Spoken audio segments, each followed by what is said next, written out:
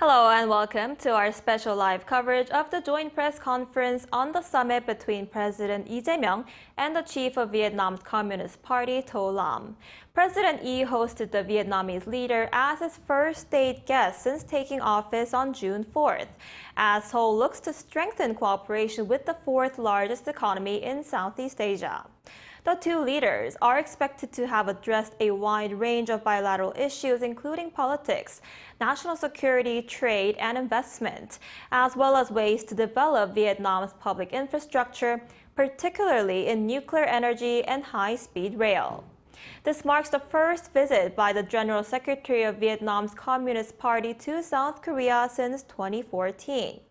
Lam, who arrived in Seoul on Sunday for a 4-day trip, is expected to attend a state dinner hosted by President Lee, where he will meet with heads of major businesses, including Hyundai Motors, SK, and LG.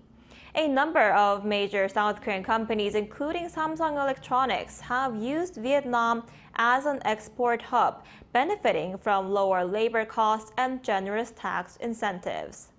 The presidential office said the rare visit by the Vietnamese leader is expected to contribute to favorable conditions for Korean businesses to invest in infrastructure and nuclear energy projects planned in Vietnam. So again, President Lee hosted the Vietnamese leader as his first state guest since taking office on June 4th.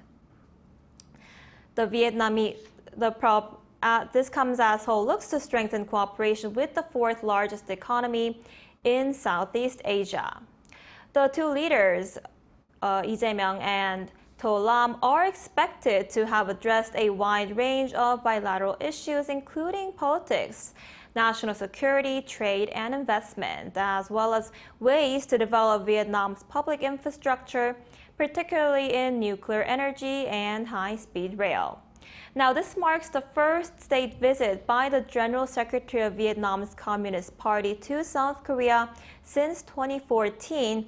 Now, Lam, who arrived in Seoul on Sunday for a 4-day trip, is expected to attend a state dinner hosted by President Lee later in the day, where he will meet with heads of major Korean businesses, including Hyundai Motors, SK, and LG. Now, it looks like the press conference is about to start. We'll come back right afterwards. With the General Secretary To Lam, they will announce the outcome of the summit talks. Và Tổng thống Đài Hàn Dân Quốc Lee Jae-myung sẽ công bố kết quả hội đàm thượng đỉnh. First, we would like to invite President Lee Jae-myung on his announcement. Trước tiên, trân trọng kính mời ngài Tổng thống Lee Jae-myung phát biểu trước. Now, we would like to invite General Secretary To Lam first to announce the outcomes. Thưa ngài Tổng thống Lee Jae-myung, thưa các bạn phóng viên Hàn Quốc và Việt Nam thân mến,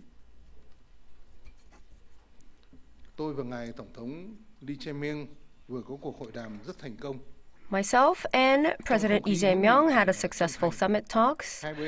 We have talked about in a friendly manner, and we have talked about the current status of the two countries and where we stand, and we have discussed in depth about what we can do further in the region in cooperation.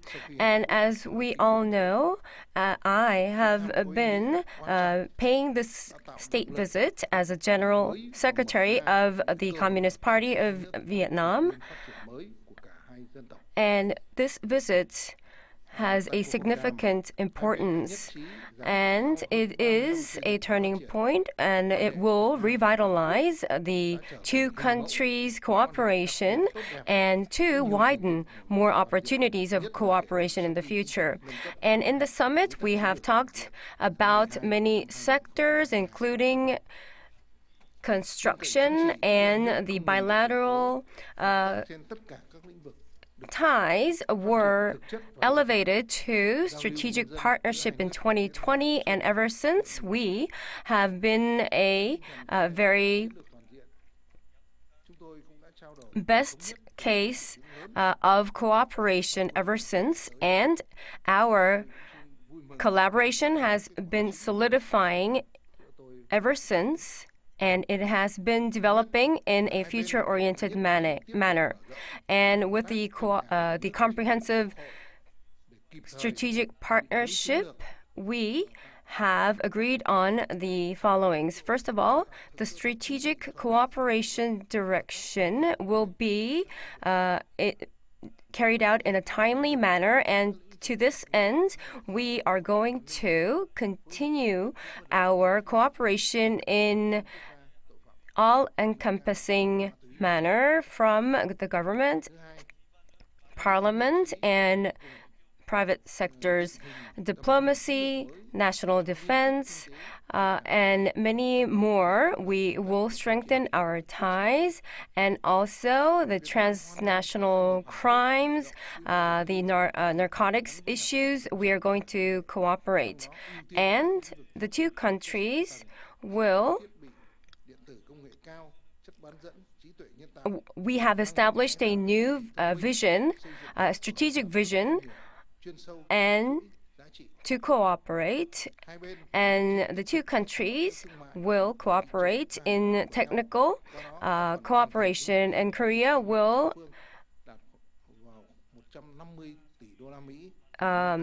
broaden the technological cooperation with Vietnam, and this will include things like smart city and so on. And also, the two countries will continue to open the markets, and by 2030, US dollars of $150 billion will be our goal of trade. And at the moment, the ODA and many support of Korea is helping the Vietnamese economy, and we welcome this. And in the future, we are going to establish a fund in terms of economic cooperation of 4 billion, and transportation infrastructure, climate change response infrastructure, and including those sectors, we are going to cooperate even more. And we are going to be our new pivots in terms of technological cooperation and digital transformation, and many new technologies will also be the sectors of cooperation. In particular, like the electronic devices and renewable energies will be included to strengthen our cooperation. And people-to-people and cultural exchanges will also be fostered and strengthened, and will make the solidified foundation of cooperation. And also, we are going to support, to this end, and promote exchanges on people-to-people level, to local governments, and so on. And also, the unpredictable changes are experienced by us in the international order, and amidst this, on many forums and platforms of cooperation, the two countries will cooperate. And the political cooperation, and also we are going to strengthen the rule of law, especially the peace on the East Sea, and also the importance of freedom of air routes will also be upheld, and the UN Maritime Accord and such international law will be upheld by the two countries. And also, here today we have many sectors from education to economy, and we have signed many MOUs and exchanged our MOUs today. And the high-ranking officials, I'd like to thank the high-ranking officials of the two countries. Next, we are going to invite President Lee Jae-myung on his announcement.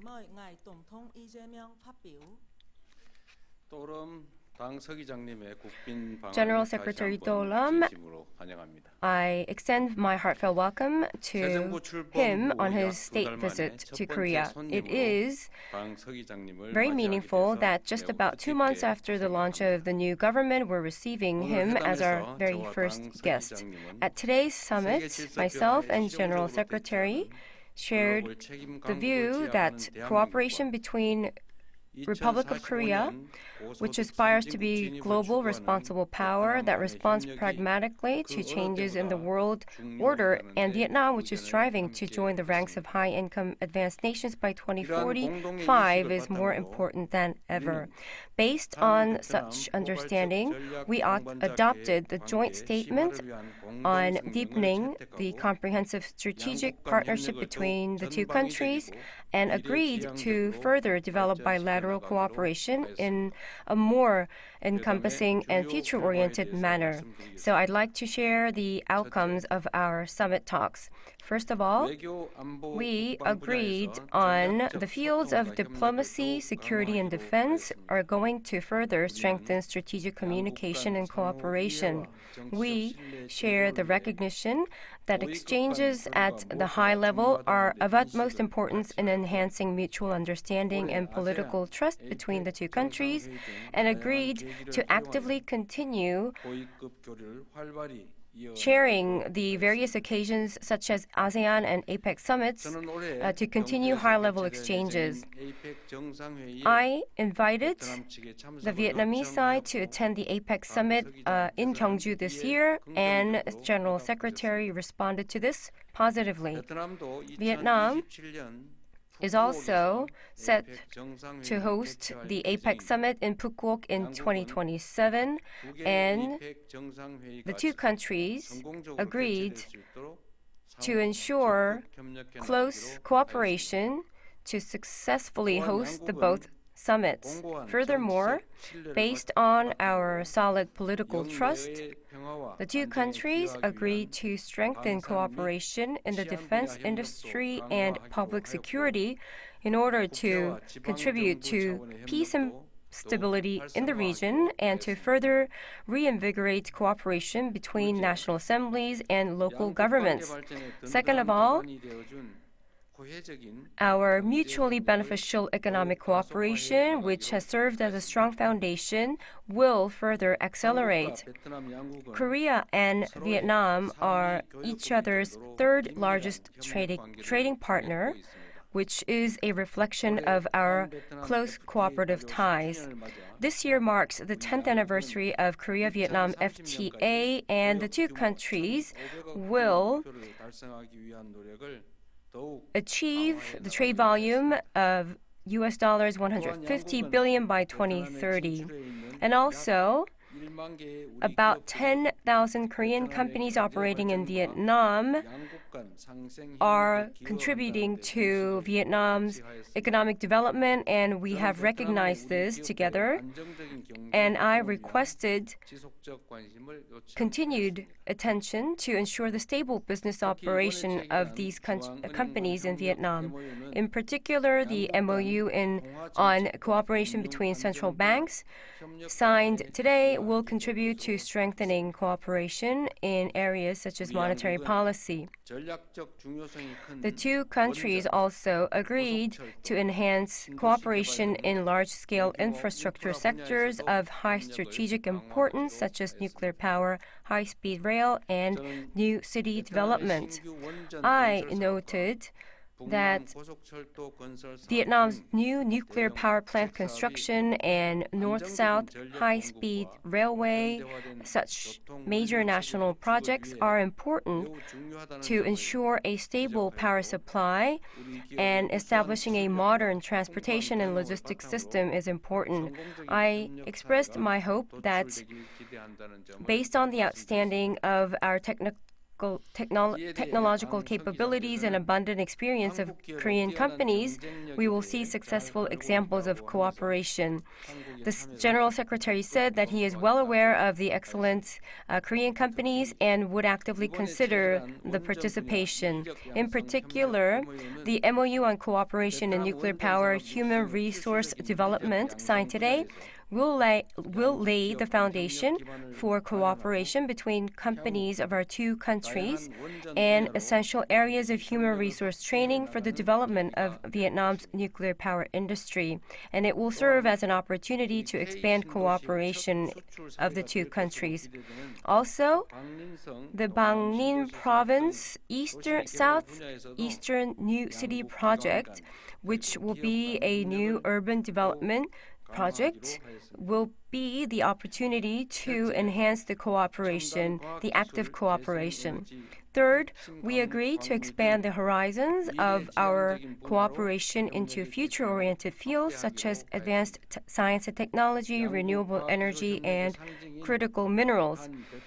The Korea-Vietnam Institute of Science and Technology, which is a symbol of our bilateral S&T cooperation, will carry out the active joint research in cutting-edge fields such as AI, biotechnology, and energy.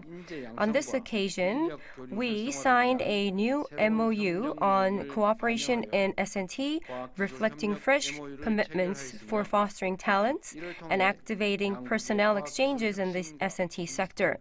This is expected to further accelerate scientific and technological innovation and digital transformation of both countries. In addition, we also agreed to expand cooperation in renewable energy fields such as solar and wind power and strengthen collaboration in power grid expansion and smart grid development. The two countries will also step up cooperation in the fields of critical minerals by combining Vietnamese abundant rare earth resources with Korea's technology. To this end, the Korea-Vietnam Critical Minerals Supply Chain Center, which will be established this year, will explore cooperative measures for supply, processing, and utilizing of critical minerals. Fourth, the two countries' people-to-people and cultural exchanges will be further strengthened. Last year, the number of people exchanges exceeded 5 million, and in Vietnam, we have 190,000 Korean nationals, and we have 340,000 Vietnamese nationals living in Korea, and we have about 100,000 households of Korean Vietnamese multicultural families. The two sides agreed that overseas nationals and multicultural families residing in each other's country are serving as important bridges of the bilateral relations, and we're going to seek concrete measures to ensure the public residence, the stable residence of these people. And also, we agreed to further strengthen cooperation in cultural content, a promising area of cooperation. The MOU that we signed today on exchange and cooperation in the field of copyright and related rights will be enhancing cooperation to protect creators in both countries and expand exchanges, and thereby enabling further development of our cultural sectors. Fifth, the two countries will continue to closely cooperate to achieve tangible progress towards peace on the Korean Peninsula and resolve the North Korean nuclear issue. I explained the Korean Peninsula where South and North Korea coexist and prosper, which is my government's vision, and I requested a special support and cooperation of the General Secretary and the Vietnamese side so that such efforts can bear fruit. the General Secretary welcomed and supported my government's effort to resume the inter-Korean dialogue and cooperation, and also expressed his willingness to actively contribute to peace and stability on the Korean Peninsula. Sixth, APEC and the United Nations, such multilateral forums, we will closely cooperate on such forums.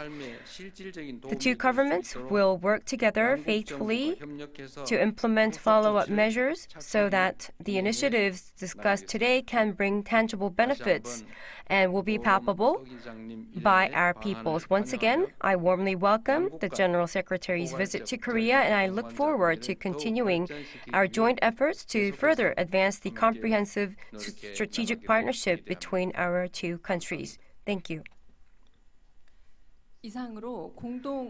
With this, we would like to close the press conference and the joint declaration announcement. Thank you very much. That's all we have for this special live coverage of the joint press conference on the summit between leaders of South Korea and Vietnam. Thank you for joining us. ArirangNews will be back at 5 p.m. Korea time. Stay tuned.